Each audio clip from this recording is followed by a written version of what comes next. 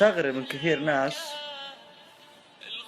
يزعل إذا حد أنكر جميلة. أنت أكبر ناكر جميل. شوف كيف تعامل أمك وأبوك، أكبر ناكر جميل تراك.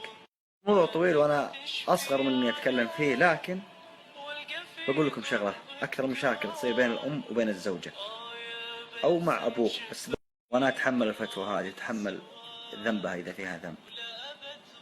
ما يجوز لك، ما يجوز، حرام تسوي أي شيء لزوجتك، توديها، تشتري لها، تعطيها، تسفرها، وأمك تبغى نفس الشيء. والله ما يجوز، والله حرام. تودي زوجتك سياحة، تتمشون، تجيب لها ذهب، تجيب لها، ما يجوز. إذا أمك كانت تبغى تقول لا أمي ما تحب الشغلات إلا تحب، أمي ما تحب التمشيات، أمي ما تحب الشغلات هذه، أمي لا تحب لا عرفت طيب نفسك اغصبها.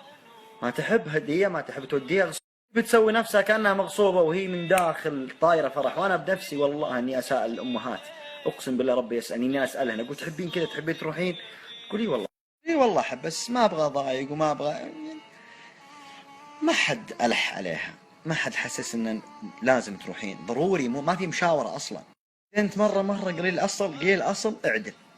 يعني وشو كيف تعدل بين أمك وزوجتك؟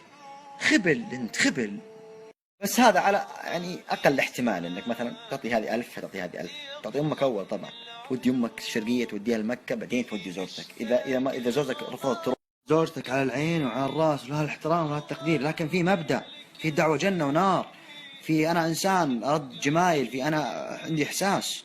وأنت يا الزوجة الله يحفظك، ترى هذا ولدها، ممكن هي اللي اختارتك أصلا، ترى ولدها. تخيل إنه ولدك وزوجته تسوي فيك موضوع كثير من الشغلات ما يحتاج فيها انك موعظة وتنصح وكذا، بس فكر، اجلس بينك وبين نفسك وفكر.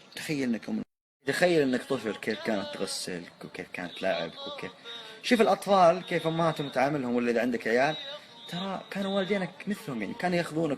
مسكينات يا بعض الامهات وبعض الاباء عنده 6 7 عيال 8 عيال، وتلقاهم يوم بيومين جالسين يصفنون رؤوسهم بهالبيت، ما عندهم احد. طبعا أقولها لكم وأنا والله إني مقصر يشهد ربي، لكن يعني في حد الكفاية وأقل من حد الكفاية. شوف حط نفسك مكانهم، أنت كيف تبغى عيالك يعاملونك؟ أضعف الإيمان. شوف كيف تبغى عيالك يعاملونك وعامل نفسك.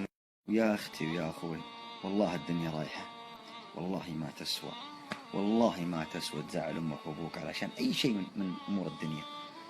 متهم أكبر توفيق، الله يوفقه ونعمه الله يعطيك إياه.